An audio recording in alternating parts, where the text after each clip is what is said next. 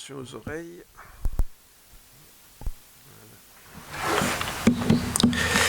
Voilà. Bien. Bonjour à celles et ceux que je n'ai pas encore salués ce matin. Je vais essayer de faire ça. Voilà, je vous rappelle donc que l'Apocalypse de Jean n'est pas la seule, ni dans la Bible, ni en dehors de la Bible d'ailleurs. C'était un style littéraire très prisé au 1er siècle.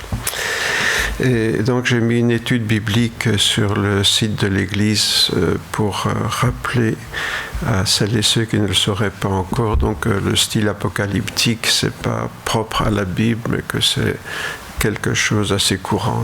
Comme il y a le style roman policier, il y avait le style apocalypse à l'époque.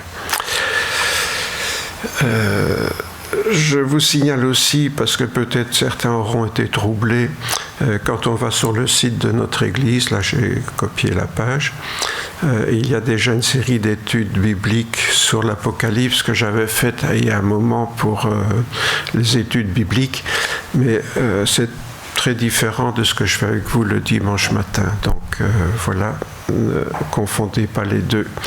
Il y a les cultes et puis il y avait ces études qui étaient déjà là. Et donc, qui sont tout à fait valables, mais c'était dans un autre esprit, puisque c'était uniquement des études bibliques. Aujourd'hui, je le fais dans une perspective beaucoup plus pastorale.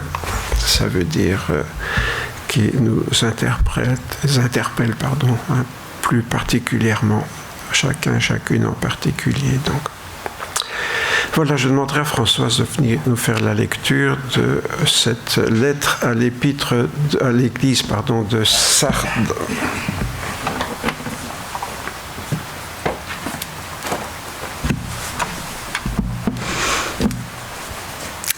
Écrit à l'ange de l'église de Sardes. Voici ce que dit celui qui a les 7 esprits de Dieu et les 7 étoiles. Je connais tes œuvres. Tu as le renom d'être vivant, mais tu es mort. Sois vigilant et affermis le reste qui allait mourir, car je n'ai pas trouvé tes œuvres parfaites devant mon Dieu. Rappelle-toi donc comment tu as reçu et entendu la parole, garde-la et repens-toi. Si tu ne veilles pas, je viendrai comme un voleur et tu ne sauras point à quelle heure je viendrai te surprendre.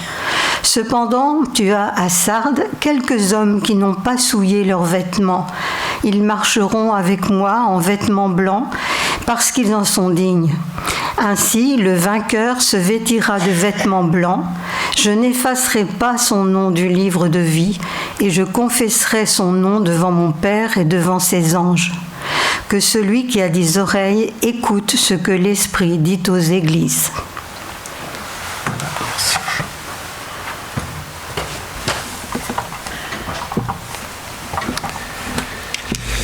Bien, il y a plusieurs choses dans ce texte que nous avons lu ce matin.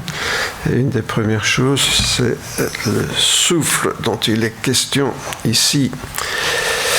Donc, comme dans les églises précédentes, on voit que le Seigneur se présente comme il l'avait déjà fait dans le premier chapitre, mais là, il va reprendre point par point pour chaque église différente un des aspects de cette présentation qui avait eu lieu.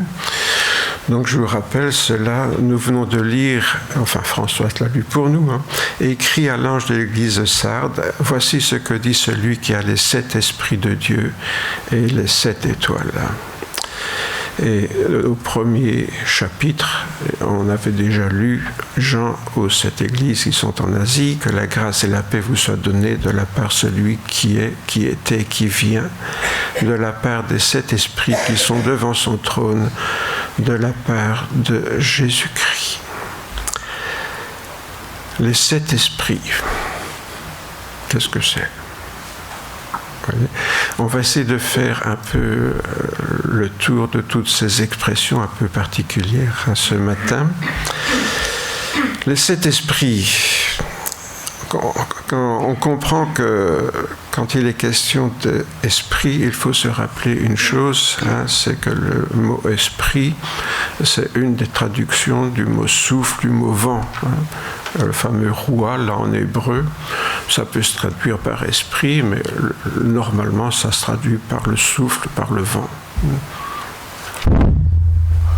c'est l'esprit. Ouais. Bon. Donc, et en hébreu, c'est pneuma. Ben, pneuma, vous connaissez pneumatique. Hein? Ben, ça vient du grec. Quand vous gonflez vos pneus, vous faites du grec, vous voyez. Hein? Donc, pneuma, c'est le souffle, c'est le vent. C'est important, pourquoi ? Parce qu'on se représente toujours l'esprit, je ne sais pas, toutes sortes de représentations peut-être un peu bizarres, mais l'esprit, donc, c'est d'abord cela, le souffle de Dieu. Le souffle de Dieu qui a soufflé sur ceux qui ont écrit la Bible, hein, le souffle de Dieu qui souffle dans nos cœurs, dans nos vies, lorsque nous marchons selon sa volonté. Mais pourquoi cet esprit ? Bien, pour cela, il faut se rappeler bien sûr que dans le Nouveau Testament, ceux qui écrivaient le Nouveau Testament connaissaient l'Ancien. Et c'est dans Ésaïe au chapitre 12 et au verset 2 qu'il est question de cet esprit. Un passage qui est connu, hein. Alors un rameau sortira du tronc de Jessé ou d'Isaïe, ça dépend comment on traduit. Qui était qui, Jessé ? Le papa de David. Donc, et David, c'est bien sûr le modèle, l'exemple dans l'Ancien Testament, l'image du Messie. Hein. Donc, voilà, donc un rameau, ça veut dire le tronc, il y a un germe, hein, c'est David. Pourquoi ? Parce que Jésus sera un descendant de David, hein, comme la branche est une descendante du tronc, si vous voulez. Un rejeton, ses racines sera fécond. Le souffle, ici roi du Seigneur, reposera sur lui. Souffle de sagesse et d'intelligence, souffle de conseil et de vaillance, souffle de connaissance et de crainte du Seigneur. Il respirera, on retrouve encore le verbe ici, hein, roi, la crainte du Seigneur. Ça souffle beaucoup là. Hein? Eh bien, vous voyez, si vous faites le compte, il y a le souffle du Seigneur et puis 6 autres, ça fait 7. Hein? Le compte y est. Mais l'action des 7 souffles de l'esprit est donc comme celui de différents vents qui soufflent dans les voiles d'un navire, hein, pour le faire avancer. Ces souffles de sagesse, vous voyez, d'intelligence, de conseil, de vaillance, de connaissance, de crainte du Seigneur. C'est toutes ces choses qui soufflent dans le cœur des croyants pour les faire avancer. Et comme on le voit, les 6 souffles particuliers vont dans les directions du vent de l'esprit. C'est pour ça qu'il y en a 7. Donc, hein. Voilà les 7 souffles de l'esprit, l'esprit du Seigneur qu'il tient donc dans sa main, comme on l'a vu. Quant aux 7 étoiles, leur signification, il ne faut pas chercher très loin. Elle est déjà donnée tout au début de l'Apocalypse. Donc on est au chapitre 3, au premier chapitre. Il était déjà question des 7 étoiles. Il avait dans sa main droite 7 étoiles. Et quant au mystère des 7 étoiles que tu as vu dans ma main droite et aux 7 chandeliers d'or, les 7 étoiles sont quoi ? Ce sont les anges, hein, angelos en grec, hein, les anges des 7 églises, et les 7 chandeliers sont les 7 églises. Donc les anges, les étoiles par contre, c'est l'image donc des anges, des envoyés, hein, aux 7 églises. Il faut rappeler aussi que le mot ange, c'est pas forcément toujours avec des ailes dans le dos. Hein. Lorsque le Seigneur envoie quelqu'un, c'est un ange, hein, même si c'est un être humain. Donc il ne faut pas non plus toujours s'imaginer des choses que la Bible ne dit pas forcément. En grec, donc, le mot angelo hein, signifie envoyé, donc messager. Les 7 étoiles sont les 7 messagers envoyés aux 7 églises, représentés par des chandeliers. Voilà 7 envoyés aux 7 églises, et même quand le vent souffle donc dans la même direction, hein, on voit les 7 étoiles envoyées aux 7 églises porter le message qui est la mission du Seigneur à ces églises. L'esprit, c'est quelque chose d'important. Lorsqu'on le voit dans l'évangile de Luc, Jésus était à Nazareth et il était à la synagogue. On le connaissait bien, il avait grandi là. Et régulièrement, à partir de ce qui correspond à la communion solennelle, donc la bar mitzvah pour les juifs à 12-13 ans, ils ont le droit de lire la Bible dans la synagogue. C'est toujours comme ça aujourd'hui. Et donc Jésus s'avance pour lire le texte, il prend le rouleau d'Ésaïe, il cherche le passage où il était écrit l'Esprit, on retrouve Roi là. L'Esprit du Seigneur est sur moi parce qu'il m'a oint pour guérir ceux qui ont le cœur brisé, pour annoncer la bonne nouvelle aux pauvres. Il m'a envoyé pour proclamer aux captifs la délivrance et aux aveugles le recouvrement de la vue, pour renvoyer libres les opprimés, pour proclamer une année de grâce du Seigneur. Voilà Jésus qui définit un petit peu le rôle de l'Esprit Saint. L'Esprit Saint pour lui, mais l'Esprit Saint tel que les apôtres et les chrétiens après lui sont appelés à le répandre. Comme on le voit donc, le messager porté par le message apporté par les 7 étoiles, donc les 7 messagers doivent porter un message. Et en quoi ça consiste? C'est annoncer la bonne nouvelle. Evangelion en grec, l'évangile en français.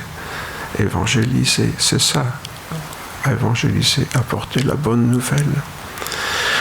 Et c'est le message que doivent apporter les messagers aux 7 églises. Et cela sous l'onction de l'Esprit, on l'a vu tout à l'heure, le souffle du Seigneur se manifeste de différentes façons, mais les différentes façons, l'objectif c'est ça, apporter l'Évangile dans les 7 églises. Autrement dit, l'Évangile, c'est pas seulement convertir les gens, mais c'est aussi les accompagner quand ils sont convertis. Pourquoi? Parce que s'ils sont seulement convertis et puis qu'ils ne progressent pas, on ne va pas très loin. C'est là qu'on voit, si vous voulez, l'image du souffle du vent. Vous voyez l'Esprit Saint comme un souffle qui nous fait avancer. Et alors, je ne vais pas faire une étude biblique spécialement là-dessus, mais sur Ésaïe, on voit les différentes formes que l'Esprit utilise pour nous faire aller de l'avant. Et aller de l'avant, c'est avancer dans l'évangile de Jésus-Christ, cet évangile que Jésus est venu spécialement sur la terre pour proclamer. Maintenant, nous continuons notre lecture et l'on voit qu'il faut se méfier de nos jugements. On en revient donc à l'église de Sardes. Et encore une fois, le Seigneur reprend la même phrase qu'il avait déjà utilisée pour d'autres églises avant lui, mais cette fois-ci, ce n'est pas pour le féliciter, l'église.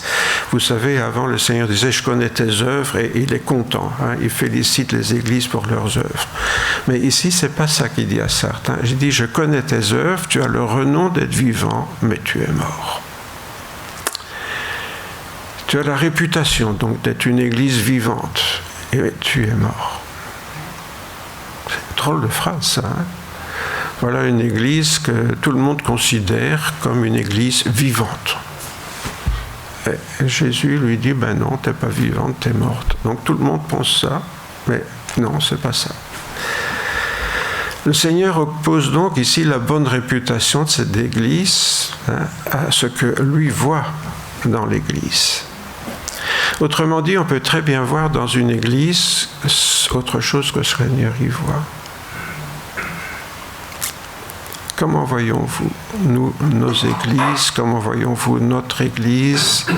Comment voyons-nous parfois d'autres églises, toutes celles qu'on aime bien d'écouter sur Internet, parce qu'elles sont vivantes. Ça nous change de hâte. Oui. C'est vrai, Oh, allez, honnêtement. C'est pas ça. Pour ça que vous allez les regarder sur Internet, c'est parce qu'elles sont vivantes. Il y a de l'ambiance. Ça nous renvoie à notre époque, évidemment, parce que qui est-ce qui a la réputation d'être vivante? N'est-ce pas? Les églises où on ressent une ambiance fervente, dynamique, enthousiaste, enflammée, un peu exaltée peut-être, mais enfin, c'est pas plus mal. au moins il y a de la vie. Oui, on ressent cette ambiance. Au fait, c'est quoi une ambiance? Vous savez, ressentir et une ambiance, c'est deux mots-clés pour comprendre notre époque et pour comprendre quel est le problème de l'église de Sardes. Et peut-être ce qui est notre problème, je ne sais pas. Aujourd'hui, je ne sais pas si vous avez remarqué, mais on ne dit plus c'est bien ou c'est mal, parce que ça, c'est des jugements. Vous n'avez pas remarqué? Si vous dites « Ah, mais c'est pas bien de faire ça », ben, tu juges, hein. Tu juges. Non, on n'a plus le droit de juger.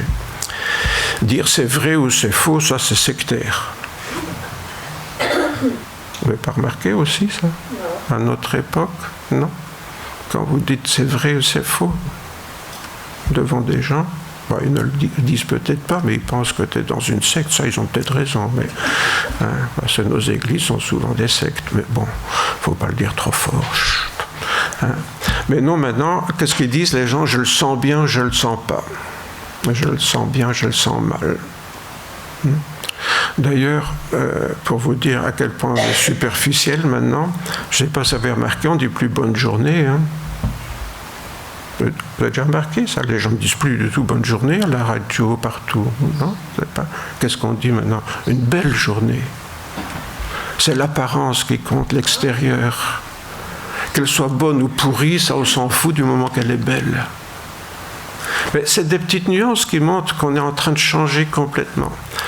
En fait, ce qui compte de notre époque, c'est pas le fond, c'est la forme, c'est l'extérieur. Vous allez dire, mais ça c'est le monde. Ben non, c'est l'Église aussi. L'Église, elle est le reflet du monde maintenant. En fait, quel est le problème? C'est que maintenant on ne voit plus les choses de manière objective, mais subjective, comme on les ressent. Et il faut dire que quand on vient à l'Église, très souvent, c'est comme ça qu'on réagit, en fonction de ce qu'on ressent. Et qu'est-ce qu'on ressent? L'ambiance, bien sûr. C'est vrai qu'il n'est pas possible d'être totalement objectif. Il ne faut pas rêver, on est tous humains, donc on est toujours un peu subjectif. Mais cela ne devrait pas encourager quand même à accorder une valeur à tout ce qui est extérieur aussi grande que peut-être on a l'habitude de le faire. Et d'un autre côté, certains ont tendance à tout relativiser. Vous savez, quand vous parlez de votre foi, on dit « bah oui, c'est ton avis, ça. Je le respecte, mais c'est ton avis. » Autrement dit, on ne cherche même pas à savoir si c'est vrai ou faux. Vous voyez, on ne cherche plus à savoir si c'est vrai ou faux. C'est ton avis. Chacun a son avis. Comme dit le Coran. Le Coran dit « à toi ta religion, à moi ma religion. Tu penses comme ça, moi je pense comme ça. » Voilà.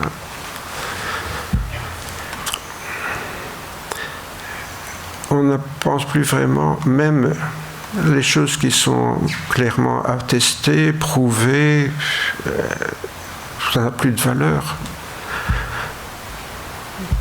Les enseignants, maintenant, c'est pas facile. Hein. Si un prof de sciences dit quelque chose, il dit « oui, monsieur, mais je suis pas d'accord, moi j'ai vu à la télé, ou j'ai vu sur Internet, etc. » Les enfants savent mieux que le professeur ce qui est prouvé ou pas. Et les églises aussi, hein. Les églises aussi, hein. La terre est plate, c'est prouvé, hein. Dans la Bible, c'est écrit dans la Bible, hein. Ah oui. C'est le soleil qui tourne autour de la terre. Le soleil se lève, le soleil se couche. Donc c'est le soleil qui tourne autour de la terre. Et vous avez énormément de chrétiens évangéliques aujourd'hui qui sont convaincus que la Terre est plate et que c'est des mensonges quand on dit que c'est une sphère. Ouais. Quand je vous dis que les églises évangéliques sont des sectes. Non. Pourquoi? Parce que c'est la science qui essaye de nous tromper. Ouais. La science, elle est comme ça, elle s'amuse à tromper les chrétiens. C'est son seul but d'ailleurs, c'est de tromper les chrétiens. Vous voyez, on ne s'occupe même plus de ce qui est prouvé ou pas, parce que des chrétiens comme ça, vous pouvez venir avec des preuves, c'est faux, quoi. Fake news, quoi. Tout ce qui est preuve, qui n'est pas selon ce qu'on leur a dit à l'Église, fake news. Distinguer le vrai du faux. C'est certain qu'il y a des domaines, évidemment, où la Bible est la seule à nous dire ce qui est vrai et ce qui est faux. En ce qui concerne la morale publique, elle rejoint pratiquement ce que dit la Bible. Qu'est-ce que c'est la morale publique? C'est la deuxième partie des 10 commandements. Les 4 premiers concernent Dieu, les autres, tu ne tueras pas, tu ne tromperas pas ton épouse, tu ne voleras pas ce qui appartient à ton prochain. Tout ça, c'est ce qu'il y a dans les lois de tous les pays du monde. Donc, la morale publique, ce qui est bien ou ce qui est mal, souvent ça relève même du bon sens. C'est pas vraiment là qu'il y a un problème pour les chrétiens. Pour les chrétiens, ce qui pose problème, c'est ce qui est relatif à Dieu, bien sûr. C'est ce qui est vrai ou faux aux yeux de Dieu qui compte, ce qui est bien et mal aux yeux de Dieu qui compte. Et c'est là qu'il vaut mieux se soumettre à Dieu plutôt qu'aux autorités humaines. Et c'est là, évidemment, que se trouvent toutes les persécutions des chrétiens dans le monde. Les autorités humaines en général, pour ce qui est de la morale générale, n'ont pas de problème avec les chrétiens. Ce qui pose des problèmes, c'est là où les chrétiens décident ce qui est bien ou mal en fonction de Dieu. L'apôtre Paul déjà disait « Celui qui s'oppose à l'autorité résiste à l'ordre que Dieu a établi. Et ceux qui résistent attireront une condamnation sur eux-mêmes. Ce n'est pas pour une bonne action, c'est pour une mauvaise que les magistrats sont à redouter. Veux-tu ne pas craindre l'autorité? Fais le bien et tu auras son approbation. Le magistrat est serviteur de Dieu pour ton bien. » Ça veut dire que la Bible nous encourage à suivre les lois de nos pays parce qu'elles rejoignent globalement ce que la Bible dit. À quoi elles servent les lois? C'est à protéger le citoyen contre les gens qui sont méchants et qui veulent lui faire du mal. Et donc, en général, le Seigneur nous encourage plutôt à suivre les lois de notre pays. Par contre, dans le domaine spirituel, là, c'est au Seigneur à décider ce qui est bien ou mal pour ses enfants. Ce n'est plus aux lois. Dans le domaine spirituel, ça veut dire que dans le domaine moral, en général, la morale est plus ou moins la même pour tout le monde. Tandis que dans le domaine spirituel, là, il y a des problèmes. Et déjà, les apôtres ont connu ça. Ils ont été appelés devant les chefs religieux de leur époque et leur défendirent absolument de parler et d'enseigner au nom de Jésus. Pourquoi est-ce qu'on met les chrétiens en prison aujourd'hui? Parce qu'ils volent? Parce qu'ils font du mal à quelqu'un? Non. Parce qu'ils prêchent Jésus. C'est toujours la même chose. C'est parce qu'ils prêchent Jésus qu'on veut les mettre en prison et parfois même les tuer. Pierre et Jean leur répondirent « Jugez s'il est juste devant Dieu de vous obéir plutôt qu'à Dieu, car nous ne pouvons pas ne pas parler de ce que nous avons vu et entendu. » Et Pierre et les apôtres répondirent un peu plus loin « Il faut obéir à Dieu plutôt qu'aux hommes. »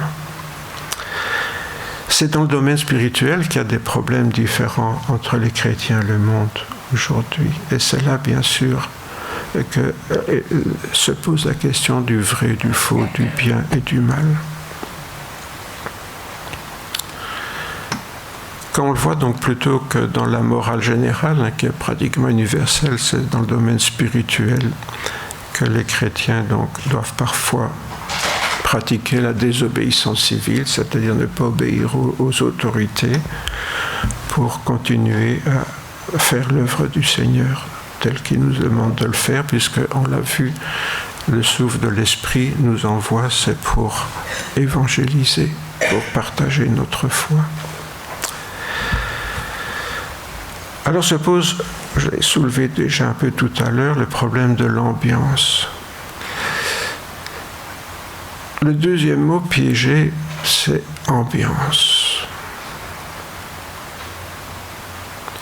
Vous savez, aujourd'hui, dans tous les domaines, c'est l'ambiance qui joue un rôle prépondérant. Quand on regarde au niveau social, au niveau culturel, au niveau religieux, c'est toujours un peu l'ambiance que l'on regarde. Quand on va à des rencontres, il y avait une bonne ambiance. Bof, l'ambiance n'était pas terrible. Non, vous ne dites pas ça parfois.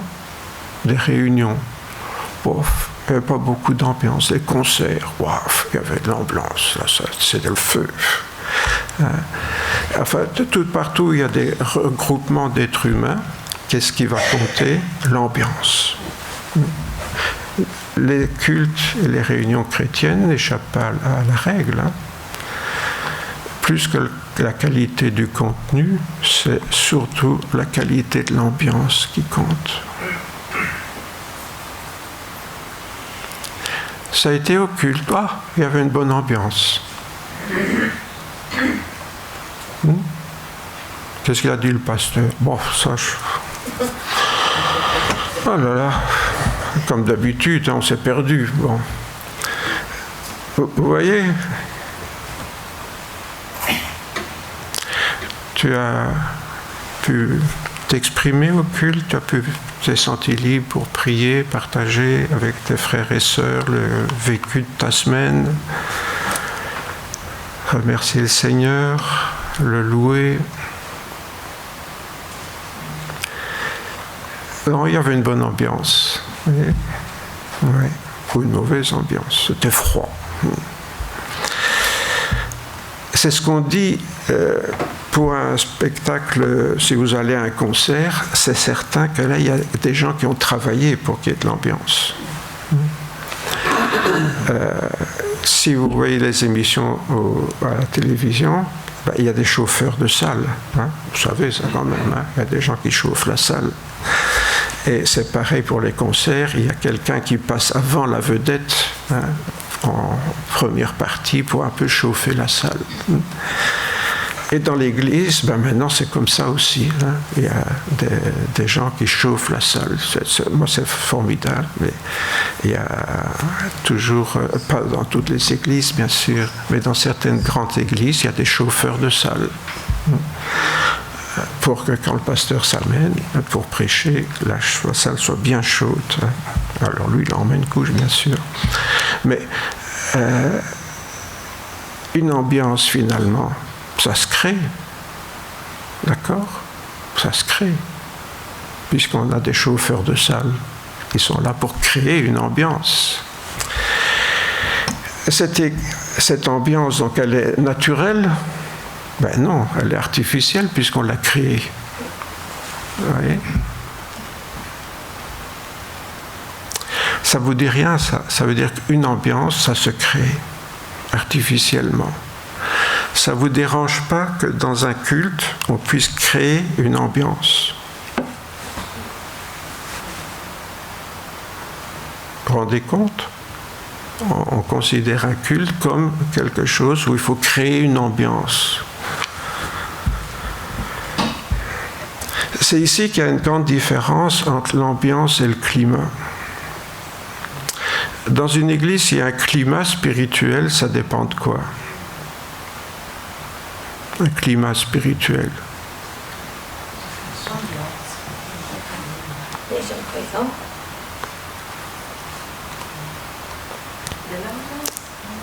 Non, c'est pas la même chose. Bon, le climat, vous le créez, le climat? Il dépend de quoi? Il dépend de vous? Il y a quelqu'un qui l'a préparé, le climat? Bon. Alors, un climat spirituel, il dépend de quoi? Vous êtes grave ce matin. Alors, si vous n'avez pas compris ça, vous n'avez pas compris grand-chose. Je viens d'en parler, c'est le Saint-Esprit quand il souffle. Qu'est-ce qui souffle? C'est le vent, je vous ai dit, c'est le vent. Le vent. Vous décidez que le vent va souffler ou pas souffler? Le climat, vous ne savez pas le changer. Il dépend du Saint-Esprit dans une église. Si le Saint-Esprit est là et si on est ouvert à la présence du Saint-Esprit, il y a un climat spirituel. mais pas une ambiance. Le climat, il dépend de l'action du Saint-Esprit et de la présence du Saint-Esprit. Maintenant, il faut voir si le Saint-Esprit il a envie d'être là. Hein. Vous savez, une ambiance, ça se crée par des humains. Un climat, il existe ou il n'existe pas. On ne sait pas le créer, un climat spirituel. Pas plus qu'on peut changer le climat. Vous ne pouvez pas mettre la Côte d'Azur à la côte belge, quoi, hein, en gros. C'est pareil, le Saint-Esprit, s'il est là, il est là. S'il n'est pas là, il n'est pas là. Est-ce que vous êtes sensible à la présence du Saint-Esprit ou êtes sensible à une ambiance? Ça, c'est le gros problème. Si vous êtes spirituel, les ambiances vous dégoûtent, tandis que la présence du Saint-Esprit vous apporte beaucoup. La question donc se pose de la légitimité d'une création humaine, artificielle, dans un culte qui est censé être spirituel. Un culte qu'on rend Dieu par l'Esprit. Évidemment, si on n'a pas l'Esprit de Dieu, c'est difficile. En fait, dans un culte, la seule personne qui puisse créer un climat spirituel, c'est Jésus-Christ, présent ou non, par son Esprit, au sein d'une assemblée. Vous savez, parfois on a un petit peu la méthode Coué. Hein.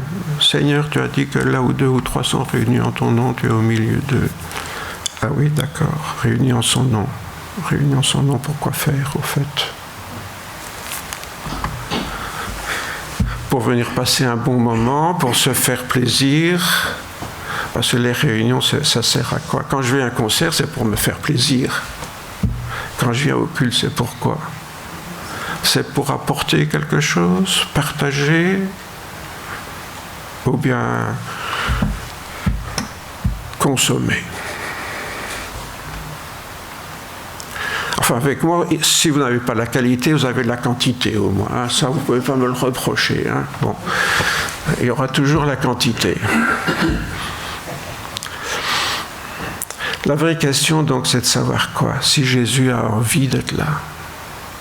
Est-ce que vous avez déjà pensé à ça? Est-ce que Jésus, il a envie d'être là? Il ne se plaisait pas trop à Sartre par moment. Hein. En donnant cet avertissement, ce que je loue point, c'est que vous vous assemblez non pour devenir meilleur, mais pour devenir pire. C'est ce que Paul disait aux Corinthiens. Et d'abord, j'apprends que lorsque vous vous réunissez en assemblée, il y a parmi vous des divisions, et je le crois en partie. Car il faut aussi qu'il y ait des sectes parmi vous, afin que ceux qui sont approuvés soient reconnus comme tels au milieu de vous. Vous savez, Paul, il était pire que moi. Hein. Il nous dit, c'est normal, il faut des sectes. C'est bien les sectes. C'est très bien les sectes. Parce qu'au moins, on peut faire la différence entre ceux qui sont dans la secte et les autres. Ouais. Il avait raison, Paul. Il faut se rappeler que la sainteté est une séparation. Hein. C'est ça, la sainteté. C'est être séparé. Séparé de ce qui n'est pas de Dieu, séparé du péché, séparé de la fausse spiritualité, de la vraie spiritualité. Autrement dit, la sainteté permet de reconnaître ce qui est de Dieu. Et évidemment, les sectes permettent de reconnaître ce qui n'est pas de Dieu, du moins quand on a du discernement, pas quand on est dedans et qu'on s'y trouve bien. Cela annonce donc la suite, hein, donc ce qui va suivre. Cependant, tu as à Sardes quelques hommes qui n'ont pas souillé leurs vêtements, ils marcheront avec moi en vêtements blancs, etc. On y reviendra. Donc, en disant ça, indirectement, l'apôtre Paul annonce ce qui va suivre dans l'Apocalypse. Nos églises, vous savez que c'est des lieux de pouvoir. Nos églises sont pleines de gens qui cherchent du pouvoir. C'est très facile dans les églises. Vous savez pourquoi? Parce que c'est toutes des bonnes poires. Vous êtes tous des bonnes poires. Hein? Vous venez là avec de bonnes dispositions. S'il y a un type qui se dit pasteur et qui prêche, vous dites ça doit être vrai ce qu'il dit. Hein? N'allez même pas vérifier dans la Bible s'il n'est pas en train de dire des bêtises. Hein? Vous le croyez sur parole. Et donc, en général, les chrétiens sont sympas. Hein? C'est des gens sympas. Quand je vous regarde, je ne vois que des gens sympas parmi vous. Formidable. Hein? Mais supposez que je n'ai aucune conscience. Alors vous devenez des poires. Oui. Je ne dis pas que vous êtes des poires, mais vous êtes des poires potentielles pour quelqu'un qui serait malveillant. Or, il se fait que dans nos églises, il y a plein de gens qui ont le goût de pouvoir. Des anciens qui aiment dominer. Des pasteurs, quand je dis des anciens, je mets les pasteurs dans les anciens. Des pasteurs, des anciens qui aiment dominer. Décider que les femmes n'ont rien à dire dans l'Église. Ouais. Jésus, c'est toujours ce qu'il a fait. Hein. Qui est-ce qu'il a envoyé Jésus dire à ses apôtres qu'il était ressuscité? L'apôtre Pierre, hein, c'était le chef. Hein. Il a envoyé Pierre dire aux autres, vous savez, je suis ressuscité. C'est ça qu'il a fait, Jésus? Qui est-ce qu'il a envoyé? Des femmes qui annonçaient la bonne nouvelle. Donc elles ont évangélisé les apôtres. Oui, pourquoi qu'elles ne peuvent plus le faire aujourd'hui? Parce qu'il y a des bons hommes qui un bon jour ont dit dans l'Ancien Testament les femmes devaient se taire, donc dans le Nouveau elles devront se taire aussi. Voilà. L'apôtre Paul dit si elle prophétise dans l'Église, qu'elle se couvre la tête. Donc à l'époque, vous savez, j'ai déjà expliqué, c'était pour une femme qui n'avait pas la tête couverte, c'était comme une prostituée. Donc aujourd'hui, c'est plus le cas. Mais ce que je veux dire, c'est si Paul dit qu'elles peuvent prophétiser, elles peuvent parler dans l'Église et faire autre chose que prier. Vous voyez, mais c'est un lieu de pouvoir, les églises. C'est des lieux de pouvoir. Et indirectement, de l'église, ça se traduit dans les familles et dans les foyers. Où il y a des monstres qui se prétendent serviteurs de Dieu. Comme ça. Voici donc une église très vivante que tout le monde admire pour son dynamisme et pourtant le Seigneur affirme qu'elle est morte. Hein? On vient de le voir. Pour le comprendre, il faut savoir qu'une église donc, est un lieu de pouvoir ou alors de faire valoir personnel. Pourquoi? Parce que dans une église, tout le monde est égal. Mais l'égalité fraternelle est souvent détournée de son but, parce que c'est quoi l'égalité fraternelle? C'est pratiquer l'amour. Chacun est là pour servir les autres. Ne faites rien par vaine gloire, dira Paul, mais avec humilité, regardez les autres comme étant au-dessus de vous-même. Vous avez déjà regardé autour de vous? Qui est-ce qui est au-dessus de vous-même?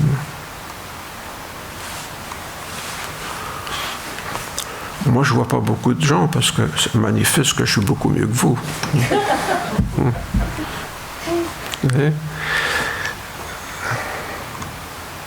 Regardez les autres comme au-dessus de soi-même.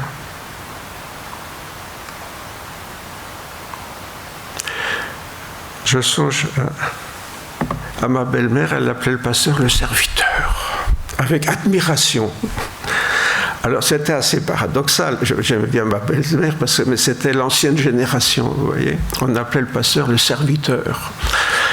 Alors le serviteur, on le regardait comme presque un demi-dieu, vous voyez, l'intermédiaire, comme un prêtre, quoi, un intermédiaire entre Dieu et les hommes, vous voyez. Ça va pas, ça.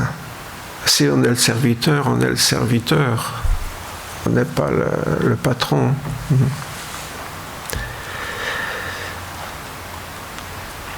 Regardez les autres au-dessus de vous-même.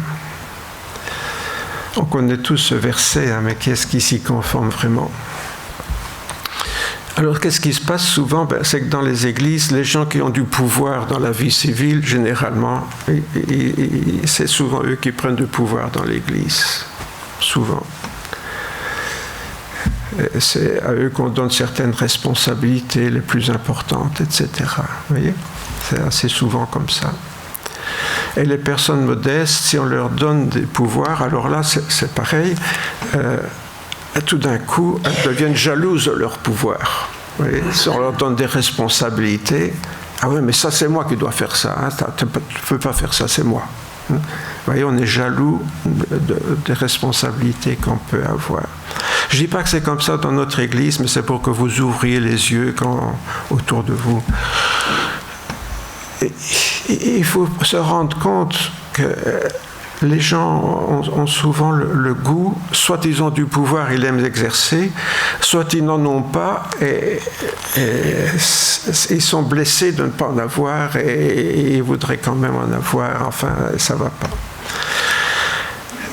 Exercer des responsabilités spirituelles dans un esprit charnel, forcément, ça va engendrer des tensions, ça va engendrer des problèmes dans une communauté. Et le Seigneur ne voit pas seulement ce qu'on fait, mais il voit surtout nos motivations. C'est pour ça que ça peut tout être complètement tout faux. On peut voir les choses extérieurement, mais le Seigneur, il voit les motivations. Pourquoi on veut prêcher, pourquoi on veut chanter, pourquoi on veut jouer de la musique, pourquoi on veut faire ceci ou cela dans l'Église. Quelles sont les motivations ? Et on le revoit, on revient au début de ce qu'on a dit ce matin, le souffle de l'esprit.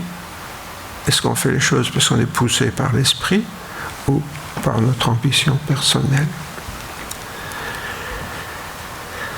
Ce constat, c'est ce que fait Dieu à Sartre.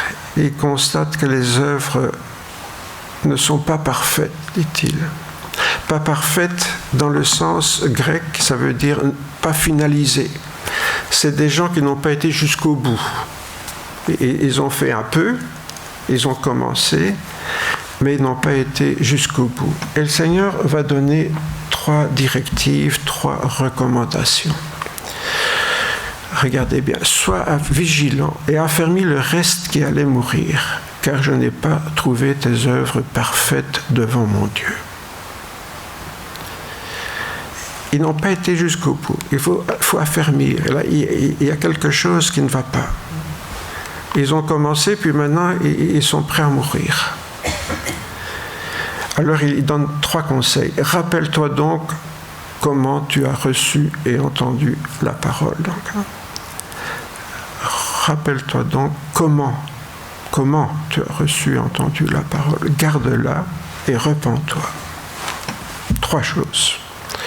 Rappelle-toi comment tu as reçu et entendu la parole.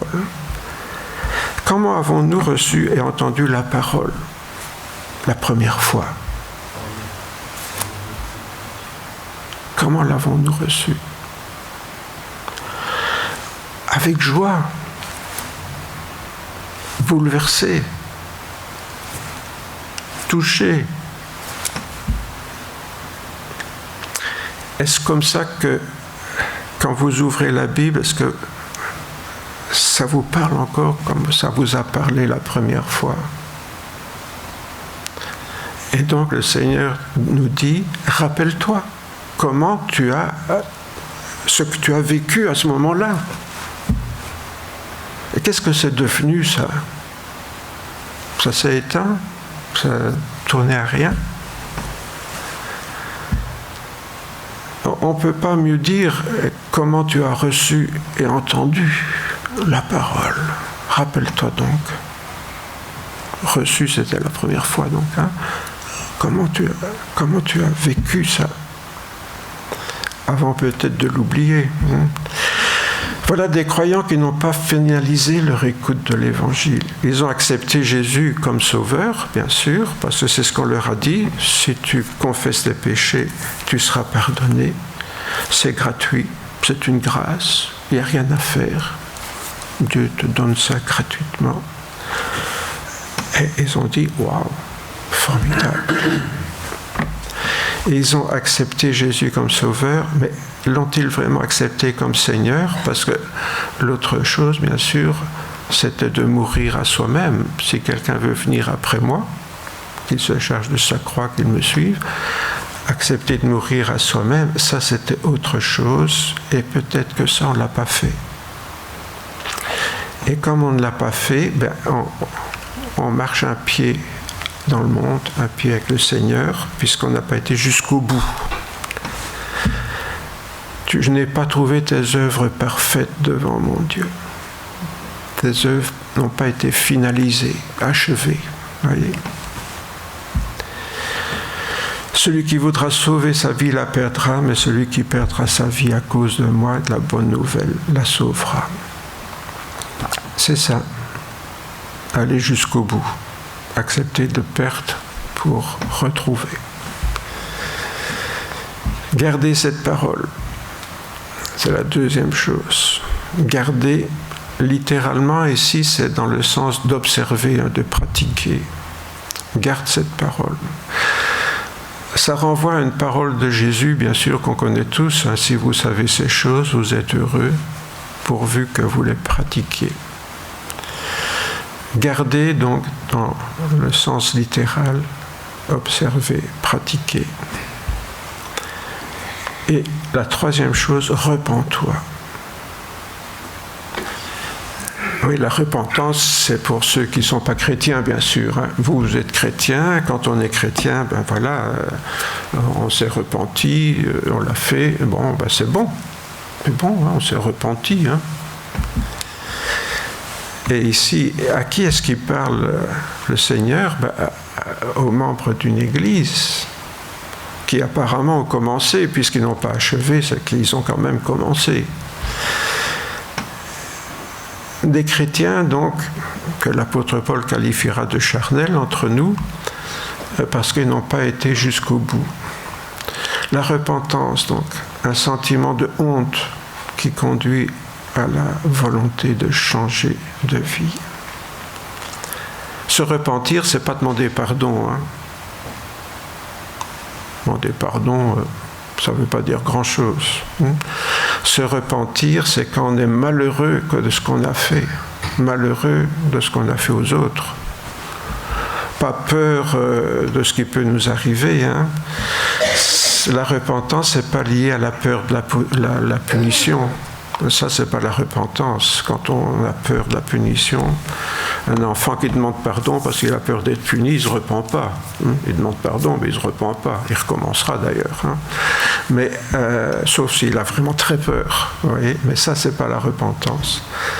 La repentance, c'est quand on a honte, qu'on n'ose plus se regarder dans le miroir, qu'on est triste de ce qu'on a fait à quelqu'un, qu'on ne sait pas qu'on va pouvoir réparer le mal qu'on a fait. C'est ça la repentance.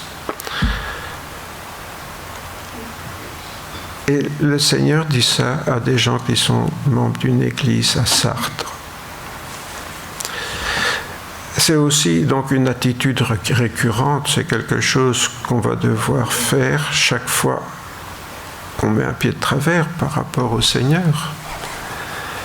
Vous vous rappelez, je vous avais parlé en son temps que la croissance est une spirale, hein, repentance, conversion, un pas en avant, repentance, conversion. Donc toute notre vie chrétienne, nous sommes appelés à nous repentir. Et chaque fois qu'on passe par la repentance, c'est là qu'on fait un pas de plus. La dernière fois que vous vous êtes repenti, c'est la dernière fois que vous avez fait un progrès avec le Seigneur. C'est facile. Enfin, facile à comprendre. On l'a dit, donc, aux yeux du Seigneur, la peur de la punition n'est pas une motivation valable pour changer. Pourtant, tout refus de changer entraînera des conséquences redoutables. Si tu ne veilles pas, je viendrai comme un voleur et tu ne sauras point à quelle heure je viendrai te surprendre. Toujours dans l'épître, dans la lettre, à l'église de Sardes. Si tu ne veilles pas, je viendrai comme un voleur et tu ne sauras point à quelle heure. Est-ce que c'est une menace ? Je vous pose la question. Parce que souvent on lit mal ce qu'on lit. Vous allez comprendre. Si je dis à mon fils qui apprend à conduire, si tu ne gardes pas ton esprit constamment en éveil, tu risques d'être surpris par un imprévu et de commettre un accident. Est-ce que je le menace ? C'est quoi ? Un avertissement, c'est un encouragement à la prudence. Relisons ça. Si tu ne veilles pas, je viendrai comme un voleur, tu ne sauras pas à quelle heure je viendrai te surprendre. Est-ce que c'est une menace ? c'est un avertissement. Vous voyez, on est tellement habitué à lire l'Ancien Testament qu'on croit toujours que le Nouveau Testament, c'est comme l'Ancien Testament. Hein? La carotte et le bâton, là. Si tu ne fais pas, punition. Non. Là, il va y avoir un problème. Le Seigneur nous prévient qu'il y aura un problème, là. Non, bien sûr, donc une mise en garde, ce n'est pas une menace. Hein. Pas plus que moi avec mon fils, enfin, supposez que j'ai un fils à qui j'apprends à conduire, bien sûr. Hein. Pas plus que moi, le Seigneur ne menacera jamais quelqu'un qu'il aime plus que sa propre vie. Pourquoi est-ce que le Seigneur menacerait quelqu'un alors qu'il est mort sur la croix pour lui? Ça n'aurait pas beaucoup de sens. Mais par amour pour cette personne, il tremble et il tient à mettre en garde. C'est ça qu'il y a, même avec cette Église qui est en train d'oublier son amour pour le Seigneur, d'arrêter de progresser avec le Seigneur, qui est dans le spectaculaire, une Église qui est dans le paraître, mais qui n'est plus dans l'esprit, dans le souffle de l'Esprit de Dieu. Le Seigneur n'est même pas fâché, il est triste, il la met en garde. Il la met en garde. Alors enfin, une petite différence entre un vêtement blanc et une robe blanche. Cependant, à Sardes, tu as quelques hommes qui n'ont pas souillé leurs vêtements. Ils marcheront avec moi en vêtements blancs parce qu'ils en sont dignes. Tiens, ces hommes n'ont pas souillé leurs vêtements. À Sardes, hein? Donc leurs vêtements, ils étaient comment? Blancs, d'accord. Ces vêtements blancs, donc, sont ceux de disciples qui ont bien assumé leur service pour le Seigneur, qui sont restés fidèles au Seigneur jusqu'à son retour. Ces vêtements blancs, donc, il les avait déjà avant de mourir. Oui. Alors ces vêtements blancs, c'est imatia, hein, c'est des vêtements ordinaires. Bon, ils seront transfigurés, on peut le penser, en tenue d'apparat, puisqu'à un moment donné, ils vont escorter le Seigneur, hein, ils vont marcher avec lui. Ils marcheront avec moi en vêtements blancs, parce qu'ils en sont dignes. Donc c'est une marche de triomphe avec le Seigneur, et ils pourront y assister avec leurs vêtements blancs qui seront en quelque sorte magnifiés, transfigurés par la présence du Seigneur. C'est ici-bas, donc, avant d'entrer dans la gloire, que ces chrétiens fidèles ont déjà endossé les vêtements blancs qu'ils garderont dans l'éternité. Alors, c'est différent, je le dis, de la robe blanche. Pourquoi? Parce que c'est une autre chose, ça. Un des vieillards prit la parole et me dit, c'est au chapitre 7 de l'Apocalypse, ceux qui sont, c'est une question qu'il pose à Jean 1 qui a la vision. Ceux qui sont revêtus de robes blanches, qui sont-ils? D'où sont-ils venus? Je lui dis, mon Seigneur, tu le sais, ne se mouille pas, Jean. Hein? Il dit, si tu me poses la question, mais enfin tu connais la réponse. Il me dit, ce sont ceux qui viennent de la grande tribulation. Ils ont lavé leurs robes et les ont blanchies dans le sang de l'agneau. C'est pour cela qu'ils sont devant le trône de Dieu et le servent jour et nuit dans son temple. Ceux qui sont en robe blanche et ceux qui viennent de la persécution sont les martyrs. Sont les martyrs qui ont reçu ces robes blanches. Donc ce n'est pas la même chose. Ici, il est question, dans la lettre à Sardes, des vêtements blancs. Les robes blanches, c'est ce qui est réservé. D'ailleurs, c'est un autre mot. Hein. C'est stolé ici, c'est-à-dire une tunique, un vêtement un peu liturgique, vous voyez, que mettent les prêtres pour servir au temple, etc. Donc c'est différent de vêtements blancs, comme il est dit pour les chrétiens fidèles de l'église de Sardes. Ce sont ceux donc qui ont donné leur vie pour le Seigneur, et cette robe blanche, c'est la consécration, la participation au sacrifice de l'agneau. Donc ce n'est pas de cela qu'il est question ici à Sardes. Ainsi le vainqueur se vêtira de vêtements blancs, je n'effacerai pas son nom du livre de la vie, je confesserai son nom devant mon Père et devant ses anges. Rappelons-nous toujours que cette victoire, bien sûr, n'est pas la nôtre. Ainsi, le vainqueur, si nous pouvons être vainqueurs déjà ici-bas avec le Seigneur, c'est sa victoire à lui. C'est parce qu'il nous a rendus capables, parce que c'est lui qui nous a donné son esprit, c'est lui qui nous a donné sa force, c'est lui qui nous a inspirés, c'est lui qui nous a instruits. Enfin, tout vient du Seigneur. Donc, cette victoire, finalement, c'est pas la nôtre, c'est celle de Jésus en nous. Mais à ce vainqueur, donc, il dit un peu plus loin, enfin, l'apôtre Jean disait, vous aurez des tribulations dans le monde, mais prenez courage, j'ai vaincu le monde. Vous voyez, quand Jésus était sur la terre, il disait déjà ça. Vous aurez des tribulations, mais prenez courage, j'ai vaincu le monde. Ça veut bien dire que la victoire que nous allons remporter, en fait, c'est la sienne. Et l'apôtre Paul, si on avait encore un doute, dans toutes ces choses, nous sommes plus que vainqueurs par celui qui nous a aimés. Nous sommes plus que vainqueurs par celui qui nous a aimés. Car j'ai l'assurance, dit-il un peu plus loin, que rien ne pourra nous séparer de l'amour de Dieu manifesté en Jésus-Christ, notre Seigneur. Donc, c'est clair que quand il est question de vainqueur ici, c'est Christ qui est vainqueur en nous, à travers nous. Et mon nom dans le livre de vie, on y vient enfin, on peut se demander qu'est-ce qui empêcherait Jésus de confesser mon nom devant son Père? Une question importante, ça, non?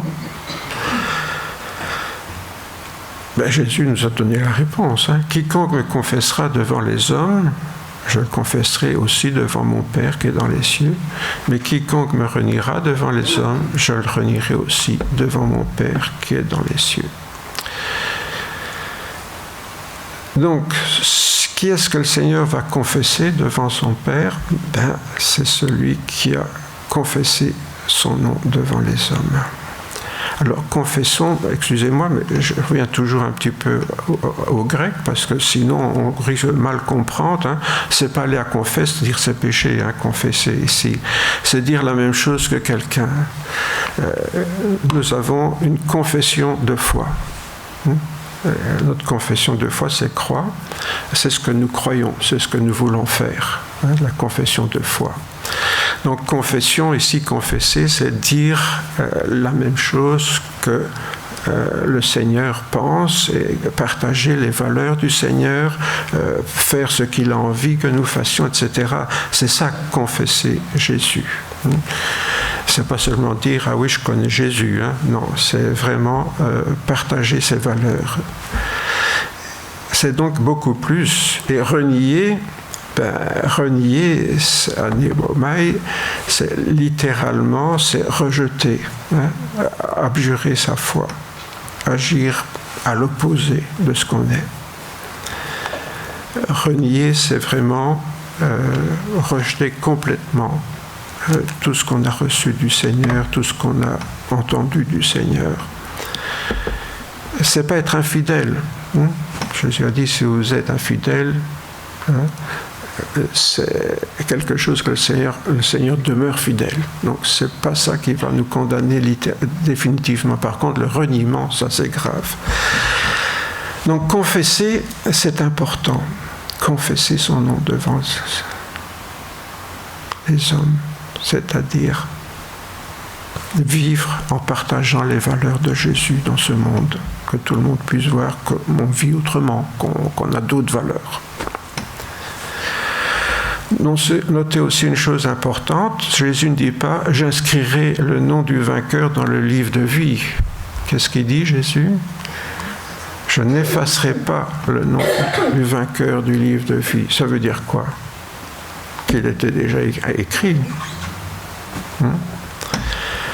Ça veut dire quoi ? Que devant Dieu, tous les êtres humains ont leur chance. Le problème, c'est qu'on n'efface pas notre nom un jour.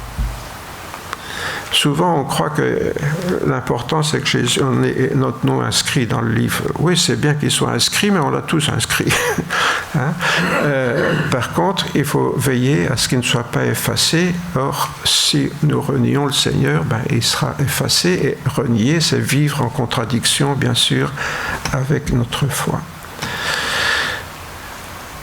ça veut dire que ceux qui auront leur nom effacé, c'est ceux qui n'auront pas saisi la grâce que Jésus leur a offerte, qui n'auront pas été jusqu'au bout. Cela concerne bien sûr tous ceux qui ont entendu et compris le message de l'Évangile. Pour les autres, bien sûr, on ne sait pas. On ne peut pas dire que ceux qui n'ont jamais entendu parler de l'Évangile ont rejeté la grâce de Dieu. Ils n'en ont jamais entendu parler. Donc, ça, la parole de Dieu nous laisse entendre que c'est Dieu qui les jugera. La seule chose qu'on sait, c'est que Dieu est juste et qu'il est amour. Donc, on peut que les confier à la grâce de Dieu, mais bon. Ici, évidemment, il est question de tous ceux qui ont entendu l'Évangile, qui l'ont compris, et puis qui finalement disent « non, j'en veux pas ». C'est ceux-là donc qui risquent d'avoir leur nom effacé du livre de vie. Mais pour nous, comme pour l'Église de Sardes, bien sûr, l'avertissement est solennel. Il concerne tous les croyants qui ont accepté le pardon de leurs péchés, mais qui n'ont pas renoncé au matérialisme de ce monde, qui marchent un pied avec Jésus, un pied avec Mammon, puisque c'est le Dieu de ce monde, le matérialisme.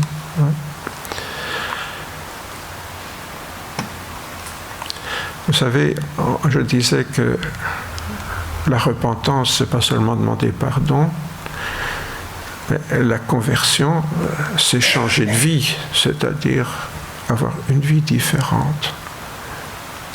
Alors, je vous faisais remarquer dimanche passé que de plus en plus, il est très difficile de voir en quoi la vie des chrétiens se distingue de la vie des non-chrétiens. Ils ont les mêmes préoccupations, les mêmes priorités.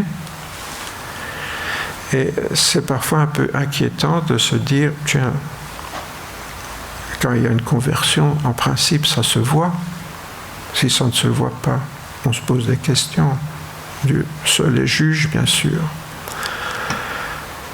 Mais est-ce que nous avons vraiment donné notre vie à Jésus? Parce que finalement, c'est ça la conversion. C'est quand on donne sa vie à Jésus. Donner notre vie, ça veut dire tout ce qu'on fait tous les jours, notre manière de vivre. Alors, quel est le vent qui souffle dans les voiles de notre vie, finalement? On en revient à ce qui était dit au début.